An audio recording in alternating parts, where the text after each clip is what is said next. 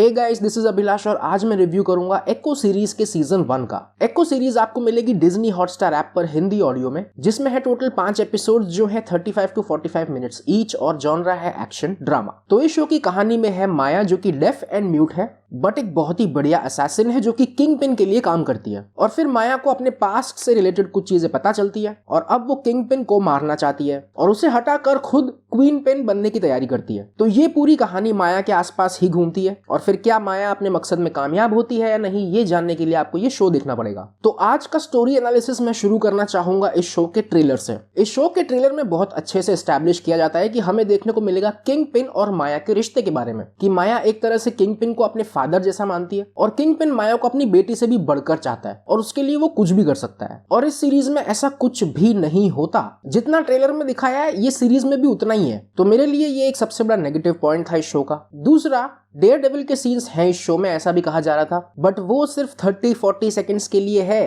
तो इस पॉइंट पे आप लोग अपनी एक्सपेक्टेशन ज्यादा मत रखना। But the good point about this show is Maya का कैरेक्टर और उसके आसपास खड़ा किया गया ये स्टोरी का स्ट्रक्चर। अब भले ही आपको इस शो में वो बाप बेटी वाला एंगल नहीं देखने को मिलता, बट ये जरूर देखने को मिलता है कि माया कौन है और ये अपने एंसेस्टर से कैसे कनेक्टेड है, उसकी रूट्स क्या है और क्या है वो चीजें जो इन 5 जनरेशंस को बांधे हुए हैं। और इस चीज में हमें दिखाए जाते हैं फ्लैशबैक्स जो कि सेटिस्फाइंग है। मतलब इस शो के ट्रेलर में कुछ और था और फिर हमको दिखाया कुछ और, बट जो चीज दिखाई है वो भी अच्छी थी, बट इसके बावजूद वो किंग पिन और माया वाला जो रिलेशनशिप वाली चीज थी वो मैंने मिस की। फिर इसी चीज में आगे बढ़ते हुए इस शो का क्लाइमैक्स जो कि था कतई वाहियात। ये क्लाइमैक्स टिपिकल 80s और 90s के बॉलीवुड मूवी से उठा के रखा हुआ था कि हीरो को कैसे मारना है भाई, सिंपल, हीरो की माँ और बहन को किडनैप कर लो। मतलब देखो, मुझसे तो हजम नहीं हुआ ये सब, अगर आपको हजम हो जाए तो देख लो। इसके बाद कैरेक्टर्स और एक्टर्स, वैसे तो कास्ट की लिस्ट काफी लंबी है बट 2 लोग स्टैंड आउट करते हैं इस पूरी चीज में। पहली है Alaqua Cox as Maya and she did a fantastic job. इनके कोई डायलॉग्स नहीं है इस शो में और जब किसी मेन कैरेक्टर के डायलॉग्स नहीं होते तो उस पर एक्स्ट्रा प्रेशर होता है कि वो स्टैंड आउट कैसे करे।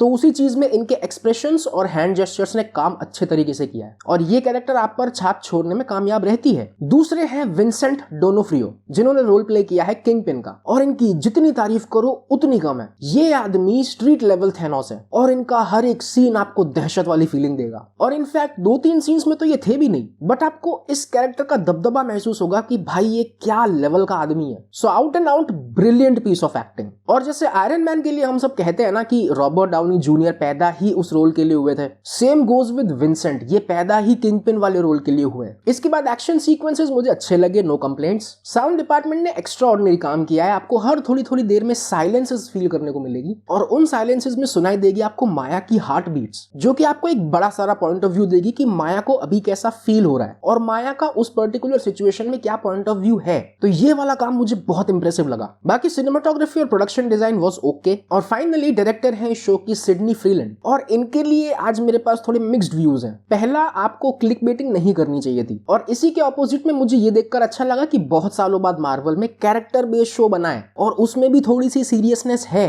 बाकी ओवरऑल कंक्लूजन में ये ठीक ठाक सा वन टाइम वॉच है। अगर आपने इससे पहले मार्वल की कोई भी मूवी या शो नहीं देखे तो कोई बात नहीं, आपको फिर भी समझ में आ जाएगा। और पेरेंटल गाइडलाइंस में पहले एपिसोड में 5-6 सेकंड्स के लिए पार्शियल न्यूडिटी है और वायलेंस है, सेक्स सीन्स वगैरह नहीं है। और ये है मेरी साइड से इस शो की रेटिंग। बट मैं आपसे भी जानना चाहूंगा कि आपको ये शो कैसा लगा। अगर आपने देख लिया है तो अपने रिव्यूज कमेंट सेक्शन में लिखते हुए जाना, और ये रिव्यू अगर आपको हेल्पफुल और लॉजिकल लगा तो लाइक एंड सब्सक्राइब। मैं मिलता हूं आपसे नेक्स्ट वीडियो में, तब तक ध्यान रखो अपना। Be awesome, bye bye.